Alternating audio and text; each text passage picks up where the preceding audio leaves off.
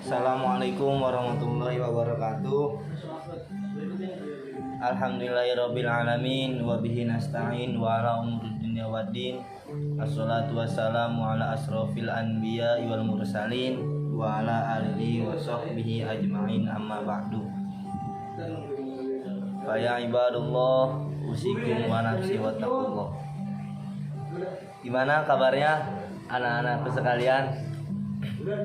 Untuk hari ini kita membahas materi tentang sholat jamaah.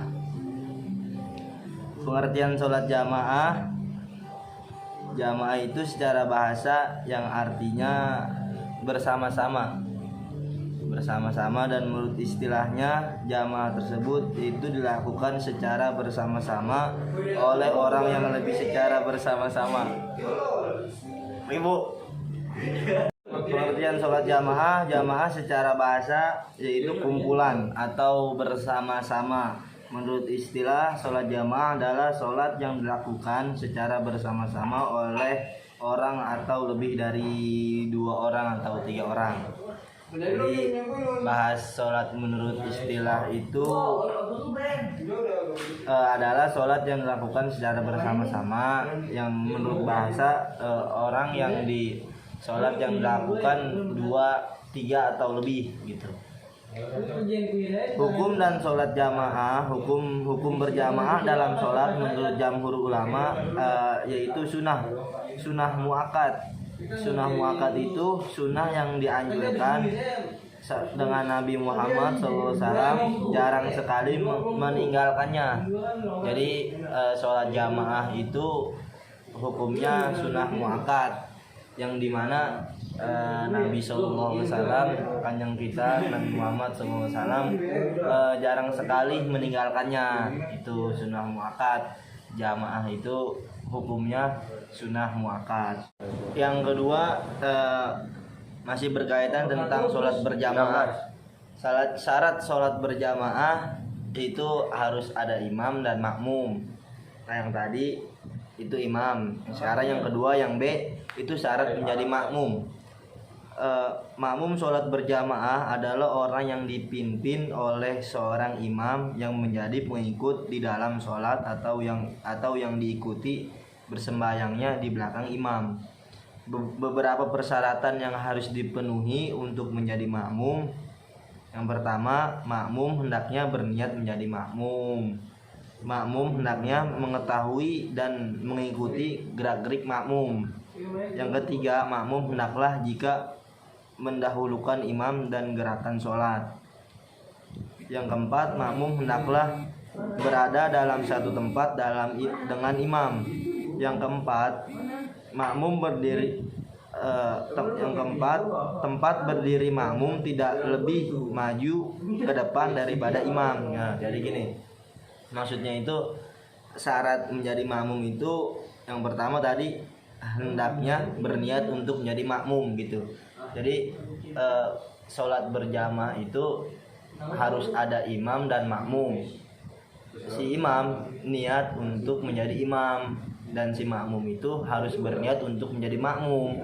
Tidak bisa makmum berniat menjadi imam atau imam berniat menjadi makmum gitu. Jadi sholat berjamaah itu harus ada yang niat jadi imam dan harus ada yang niat menjadi makmum gitu. Yang kedua, hendaknya si makmum mengikuti gerak-gerik imam. Jadi gini, yang kedua itu si makmum itu yang dipimpin oleh imam. Hendaknya si makmum mengikuti gerak-gerik si imam, tidak boleh mendahulukan si imam gitu. Jadi si makmum mah ngikutin aja tuh gerak-gerik si imam. Yang ketiga, makmum hendaknya tidak mendahulukan imam dalam gerakan sholat gitu. Jadi si makmum yang dipimpin oleh imam itu tidak boleh mendahulukan gerak-gerik sholat gitu. Jadi harus si imam dulu baru si makmum, tidak boleh mendahulukan. Yang kelima, makmum hendaknya berada dalam satu tempat dengan imam.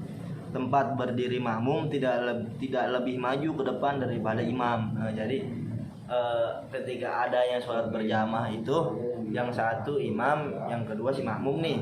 Nah, yang si makmum ini berdirinya tidak boleh mendahulukan si imam atau sejajar dengan imam gitu. Jadi harus di belakang si imam buat si makmum tuh. Persyaratan sholat berjamaah gitu, harus ada si imam dan si makmum tadi. Dan selanjutnya cara melakukan sholat jamaah, sholat berjamaah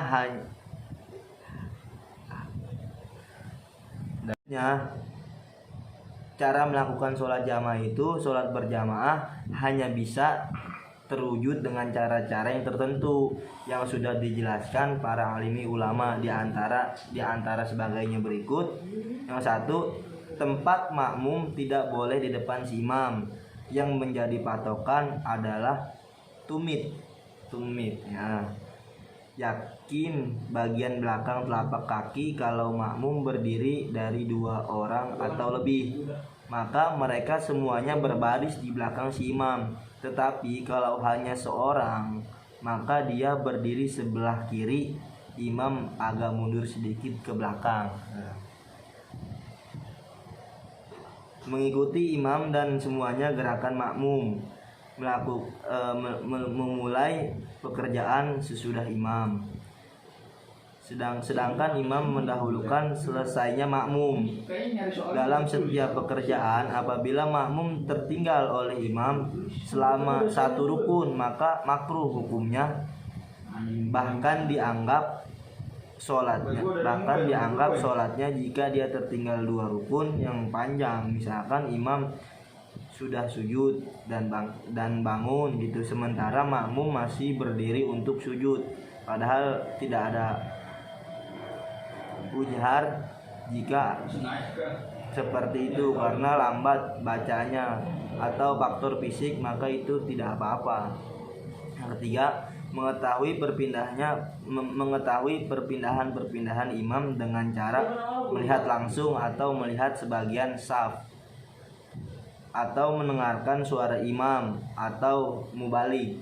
Yang keempat, antara imam dan makmum tidak ada jarak tempat yang terlampau jauh apabila kedua-duanya tidak berada dalam masjid, ataupun kalau berkumpul dalam satu masjid, maka jamaah tetap sah kalau imam ada di masjid dan makmum berada di luar masjid. Maka disyaratkan agar jarak antara keduanya tidak terlampau jauh. Maksud dari tadi yang dijabarkan itu gitu, tempat makmum tidak boleh di depan si imam, yang menjadi patokan adalah tumit. Jadi antara si makmum dan si imam itu tidak boleh si makmum nih mendahulukan si imam. Patokan posisi si makmum itu harus ada di belakang si imam, itu di belakang tumit. Di belakang tumit itu atau mata kaki ya. Mata kaki tuh, itu posisi si makmum. Kalau seandainya si makmum sholatnya jamaahnya cuma berdua gitu. Itu tadi kalau seandainya sholat berjamaahnya cuma 2 orang. Tadi patokan si makmum itu harus ada di belakang si imam, tidak boleh melebihi tumit itu atau mata kaki. Kalau seandainya jamaahnya banyak, itu rada jauh tuh dikit, dan terus orang-orang yang lainnya ngikutin baris si awal si makmum. Maksud dari tadi yang dijabarkan itu gitu, tempat makmum tidak boleh di depan si imam, yang menjadi patokan adalah tumit. Jadi antara si makmum dan si imam itu tidak boleh si makmum nih mendahulukan si imam. Patokan posisi si makmum itu harus ada di belakang si imam, itu di belakang tumit. Di belakang tumit itu atau mata kaki ya. Mata kaki tuh, itu posisi si makmum. Kalau seandainya si makmum sholatnya jamaahnya cuma berdua gitu. Begitu saja untuk pembahasan hari ini. kurang lebihnya mohon maaf. Wabillahi taufik wal hidayah. Wassalamualaikum warahmatullahi wabarakatuh.